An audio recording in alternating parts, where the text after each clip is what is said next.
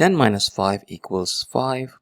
5 minus 10 equals negative 5. Negative 5 times 5 equals negative 25. But this answer is not right, because according to the order of operations, we must solve parentheses, then exponents, then multiplication and division, and finally addition and subtraction.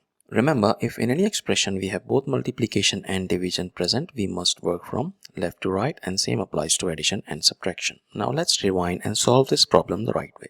If you notice, in this expression we have a couple of subtraction operators present, we have a multiplication operator present too, and we have parentheses present as well.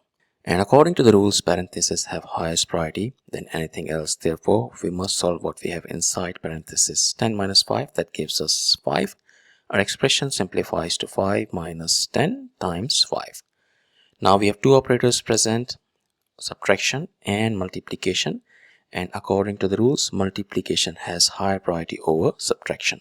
So we must solve this multiplication first. 10 times 5, that gives us 50, and 5 minus 50, that gives us negative 45, which is the final and correct answer to this problem. Thank you for watching. Please like the video, comment your answers, and subscribe to our channel.